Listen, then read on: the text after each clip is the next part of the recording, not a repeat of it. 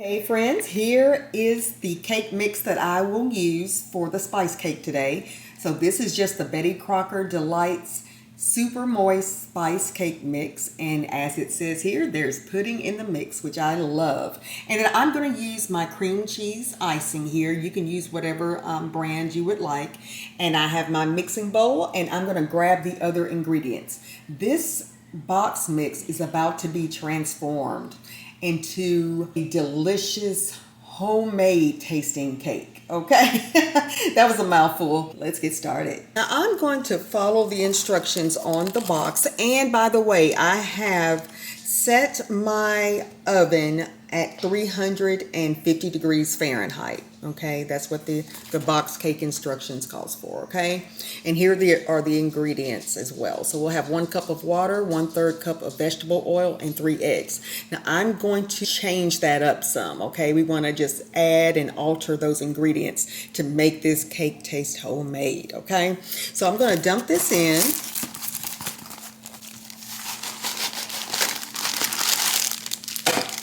Okay, so the box says to add 1 cup of water. I want to step this up some, okay? So instead of water, I'm going to add 1 cup of milk. You can use any milk of choice. I am using almond milk because my husband is lactose intolerant, so this is the milk of choice for us. Next, the box says to add 1/3 cup of vegetable oil. I'm going to reduce that to half of it, okay? So we're just going to reduce that by half. That's for the vegetable oil. And I'll have this information in the description box below. Now, the instructions state to add 3 eggs. I am going to add an extra egg. It is going to be so good.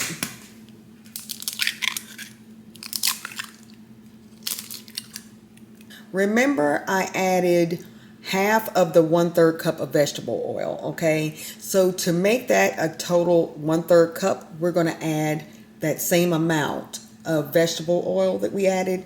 We're going to add butter. Now the last step would be, and this is optional, and I do not have it on hand, so I won't be adding. You can add 1/2 cup of sour cream. Just like you would a homemade cake, it's going to give it that extra okay? So I highly suggest that if you have that, to go ahead and add. Okay, I am going to plug in my mixer here, and we are going to beat this until well blended. So I'd say about 2 to 3 minutes. I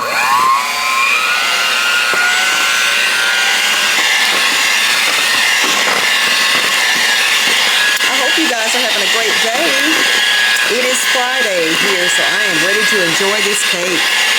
Right, this looks well blended. So I'm going to take my 2 pans, and we're going to just place this batter in those, and we're going to cook and follow the instructions on the box.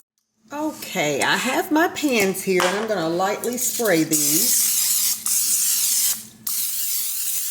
And I'm just using my olive oil cooking spray. You can use Pam or anything you like, okay? So make sure it doesn't stick. And let me get my batter here and just scrape the sides. All right, and I'm going to evenly distribute these into the 2 pans. So these are the 2 8-inch. I think I'll try to get this even.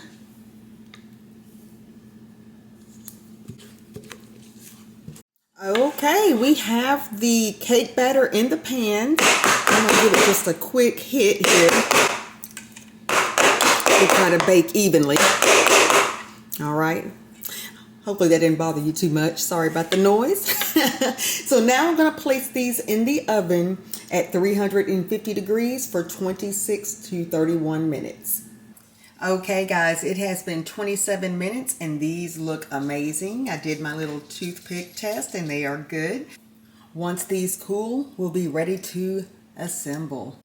Okay, now I have allowed my cake to totally cool for about probably an hour and a half. I was doing some other things around the house. So it's completely cooled. And now I have my cream cheese icing, and I'm just going to go ahead and place a layer here before I place the topper on top.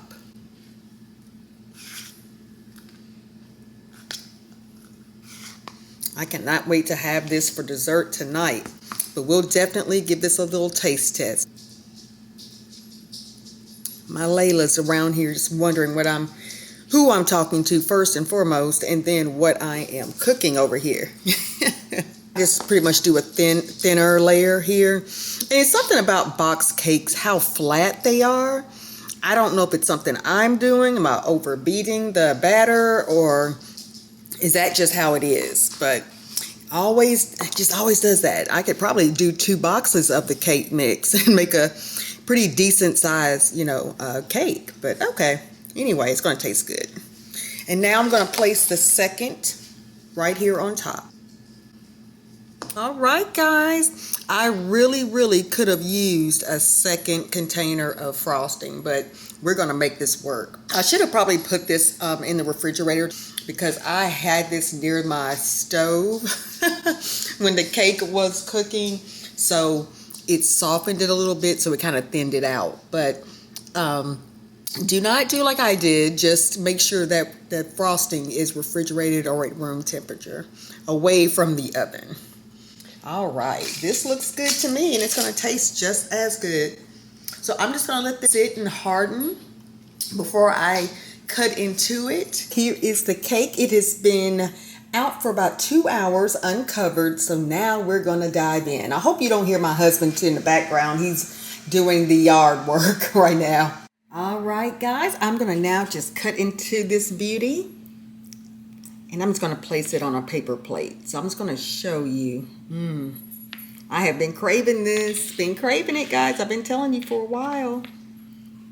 All right. I'm going to place it here. I know my camera's out of focus. Doesn't this look amazing?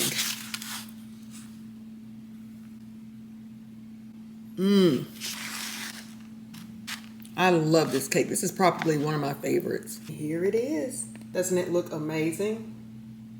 It's so moist, guys. It tastes so much better than your traditional box cake. But I hope you give this a try and let me know. And don't forget to add that sour cream. I wish I had it here. That sour cream will take it up a notch, though.